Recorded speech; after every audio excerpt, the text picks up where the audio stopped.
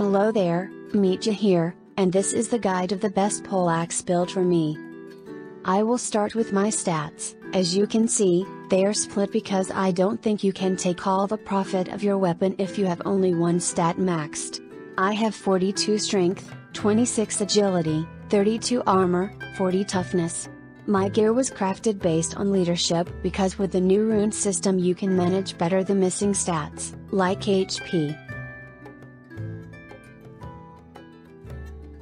Now let's talk about skills. I use Pushback and Beck of Corbin, two skills that I think are most to Poleaxe. Pushback, because it's one of the most OP crowd control breaker and stun that this game has, it's pretty easy to land and one skill that can have much impact on the game when nicely used. Beck of Corbin, because it's the main source of damage that you can inflict with Poleaxe in one skill, outside of the ultimates. This 3-hit skill is a big plus when fighting units and can easily take half of HP to a hero if well used. For third skill we have, Old Bill Hook. Pretty decent skill that knocks down your opponent and it has a 6 seconds cooldown when it hits the last stage, can be useful in many situations due to the low CD, and it's always a knockdown with 6 seconds cooldown. I was playing before with Grim Harvest. It is also nice skill that will break some of crowd controls and inflicts a really nice amount of damage, although, hard to land both strikes, they are kind of slow, easy to predict. Weapon Dance is also a skill that you can use instead of Old Bill. It will give you more survival and provide you 20% healing of your maximum health over 5 seconds if you use the rune for it. Either way, it's just not good enough for me. The 40% damage reduction buff is not enough to sustain the damage you take on a fight with more than 2 or 3 players. You will almost not feel it and the time will run out too quickly. Plus, if an enemy comes after you use the skill it will not be affected by the debuff, and the range of it is not that much. I would still prefer Grim Harvest over Weapon Dance. And for the last, but not the least, I chose Lochaber Strike.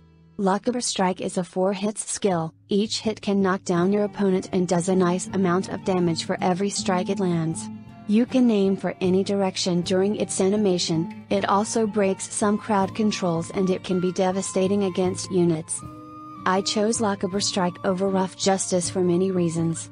Rough Justice does not help you on a unit fight, and if you try to hit a hero and you hit one member of that unit it will do the same thing that it does to a hero.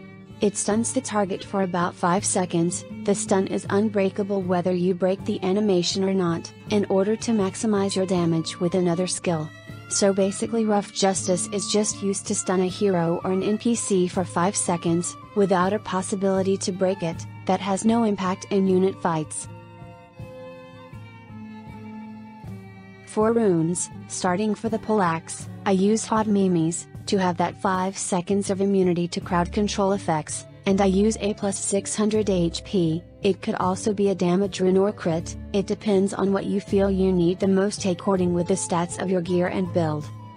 For the helmet, I use Ganvik, 800 HP and more 600 HP plus 10 crit for the last rune, it can also be another stat, you choose what you need the most. And for the armor, I balance the stats I missed the most with all the 3 runes, starting with 600 HP then slashing damage 40, and 25 critical for the last rune. Some tips for this build.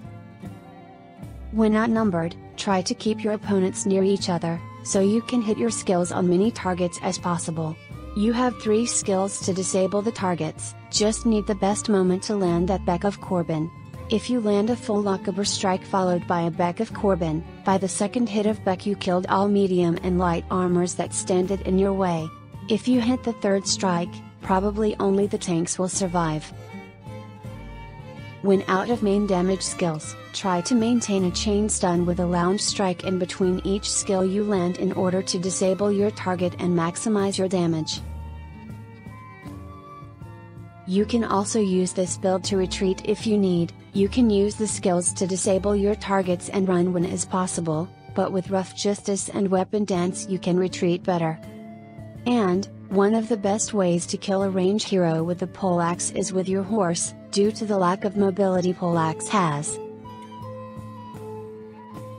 Ha ha ha, sorry. Let's continue. Now I will show you some footage about this build, to give you an idea of what you can do with it, how A+ can you be for your teammates if you use it, and, most of all, why this is the best Poleaxe build for me. I hope you like it. Thanks for watching.